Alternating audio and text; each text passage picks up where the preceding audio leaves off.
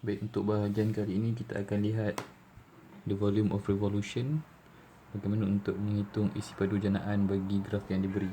Okey.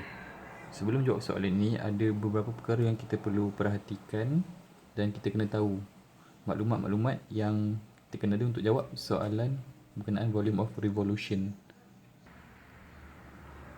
Baik, sebelum itu kita tengok dulu contoh yang diberi. Baik, the diagram shows the curve y is equal to x square over 4. Find the volume of generated when the shaded region is revolved through 360 about the x-axis. So, soalan ini adalah soalan berkenaan dengan volume of revolution. So, nak menjawab soalan ini, ada beberapa perkara yang kita kena tahu, beberapa maklumat yang kita kena tahu, iaitu yang pertama, apa fungsi graf yang terlibat. So, dekat sini graf yang terlibat adalah y sama dengan x kuasa 2 per 4. Okay. Yang kedua, kita kena tahu kita punya graf tu is rotated. Sama ada rotated through x axis atau rotated through y axis. So sebelum ni saya dah terangkan, saya dah kongsi beberapa gambar diagram yang menunjukkan beberapa konsep volume of revolution. Kalau x axis cawan tu melintang. Okay. Kalau y axis cawan tu menegak.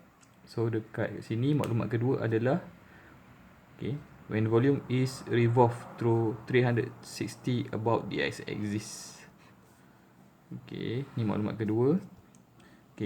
Daripada maklumat kedua ni, kita akan tahu the limit yang kita nak pakai tu adalah limit di paksi x atau paksi y.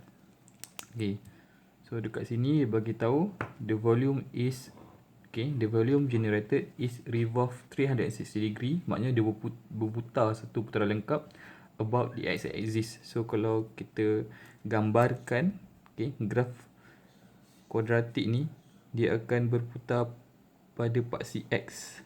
So kalau kita beri gambaran, bentuk dia tu adalah bentuk cawan melintang. So dekat sini kita boleh tahu yang kita akan pakai limit pada paksi x. Dan benda yang ketiga, lepas baca maklumat pertama iaitu graf yang terlibat, maklumat yang kedua kita kena tahu the volume generated tu revolve through x axis atau y axis.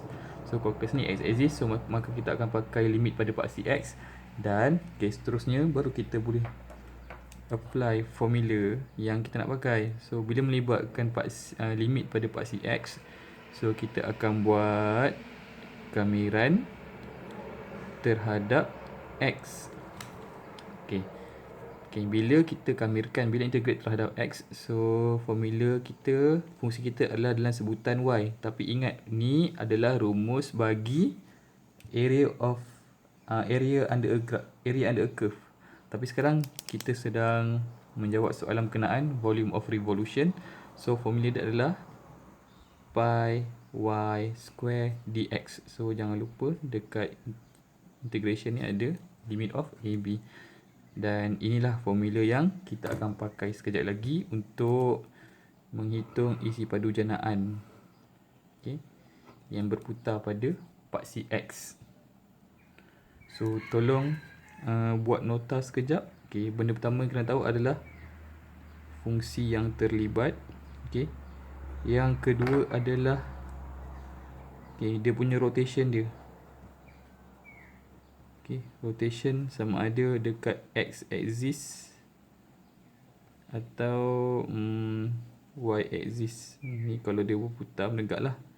Kalau ni berputar melintang. Yang ketiga, limit. Limit dekat x atau y.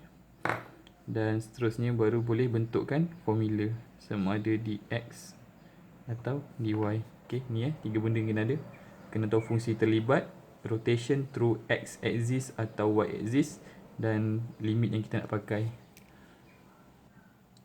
So cuba bayangkan sekejap, graf kuadratik kita ni, kita pegang hujung dia ni, kita tarik, kita pusingkan pada x axis, kita putar dia begini. So kita sebenarnya dapat satu bentuk lebih kurang macam gelas lah. Lukis sikit. Dia gambaran dia beginilah, isi padu kalau bentuk 3D. Nota dalam diagram sebelum ni saya dah tunjukkan. Okay, so bayangkan gambarannya adalah kita mencari isi padu janaan. Okay, kena gambarkan dalam bentuk 3D. Okay, so harapnya dah ready untuk membuat pengiraan pula. Baik, saya ulang balik. 3 benda yang kita kena ada.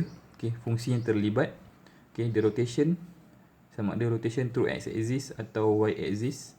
Okay, yang ketiga, the position of limit, sama ada dekat paksi x atau paksi y, sebab dia akan menentukan we want to integrate with respect to x atau with respect to y. So dalam case yang pertama ni, example ni, kita akan integrate terhadap x.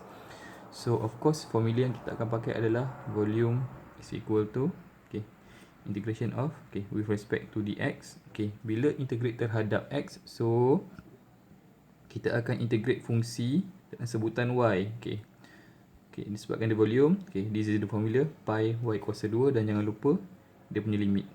Okay, so ni formula yang kita akan pakai.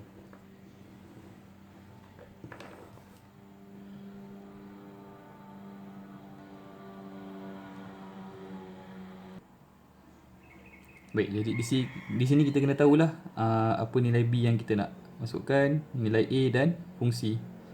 Nampak? Okay. So fungsi kita dalam sebutan y. So buat catatan sikit kita ni. Kita punya fungsi adalah y is equal to x square over 4. So limit kita, okay, ni daripada darjah ni, limit kita from 0 until 2. So B kita 2, A kita kosong. Okay, kena kenal pasti dulu nilai-nilai yang terlibat dalam formula ni. Okay, baru boleh masukkan dalam formula. So sama dengan, okay, 2 kosong, okay, pi, okay, y kuasa 2 tau. So fungsi tu kuasa 2, x square over 4 square, okay, dx. Okay, so kita kembangkan. Okay, disebabkan pi ni adalah constant, kita boleh lompat letakkan luar daripada integration. Okay, so 2 kosong, then kita expand, kita akan dapat x to the power of 4 over 16. Okay, ni baru expand tau, belum integration. Okay, belum integrate lagi. Okay, kita teruskan. Okay, so now kita integrate x to the power of 4, dia akan jadi plus 1. Okay, pi ni biar kat luar. Okay, so kita akan dapat x 4 plus 1 over 16 times 5. Okay, where the limit is to 0. Okay, next. Okay, pi still kat luar. X to the power of 5 over 80. Okay, limit to 0. Okay, kita teruskan lagi. Okay, menggantikan nilai x, nilai limit ni dalam integration.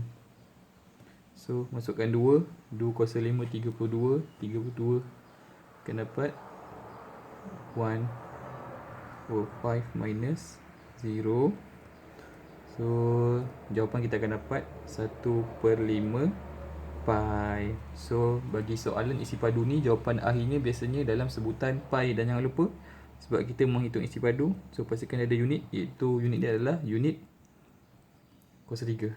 Okay, so ni jawapan dia.